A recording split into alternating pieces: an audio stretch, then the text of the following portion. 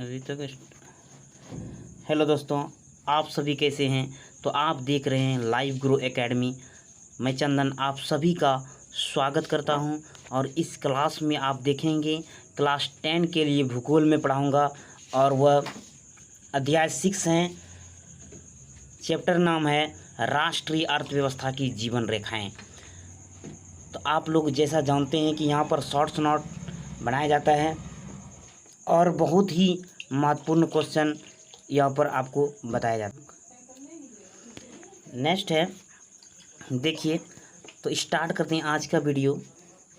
पहला पॉइंट आपका है कि देश की जीवन रेखाएं परिवहन तथा संचार के आधुनिक साधन जो लोगों को एक दूसरे के पास लाते हैं तथा राष्ट्रीय और अंतर्राष्ट्रीय व्यापार में सहायता करते हैं, उसे हम लोग देश की जीवन रेखाएं कहते हैं। नेक्स्ट आपका है परिवहन की साधन। परिवहन के साधन जो मनुष्य तथा सामान को एक स्थान से दूसरे स्थान तक ले जाते हैं, उसे ही हम लोग परिवहन या साधन कहते हैं।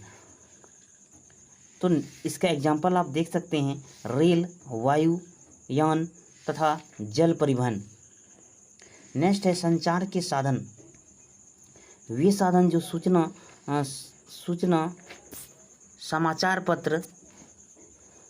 समाचार पत्र, radio, TV, telephone, mobile phone, email इत्यादि, ये सभी आपका संचार के साधन हैं। फिर आप देखिए नेक्स्ट पॉइंट है स्वर्णिम चतुर्भुज। 6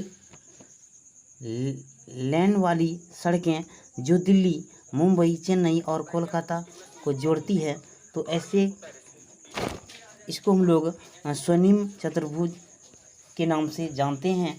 और यह आपका लगभग बड़े बड़े शहर में देखने को मिलता है।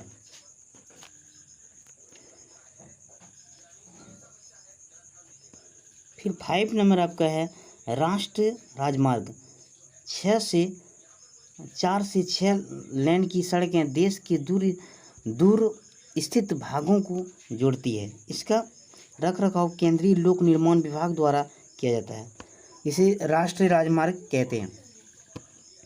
फिर नेक्स्ट है सीमांत सड़कें क्या है। सीमांत सड़क संगठन सीमांत की सड़कों का निर्माण व रखरखाव करता है, उसे सीमांत सड़कें कहते हैं। फिर है नेक्स्ट व्यापार विभिन्न व्यक्तियों, राज्यों तथा विभिन्न देशों के बीच वस्तुओं के आदान प्रदान को व्यापार कहते हैं। फिर नेक्स्ट पॉइंट है अंतर्राष्ट्रीय व्यापार। 2 या 2 से अधिक देशों के बीच वस्तुओं का आदान प्रदान। देश का 95% व्यापार समुद्री मार्गों तक होता है। 19 नंबर है 9 नंबर पॉइंट आपका है व्यापार संतुलन।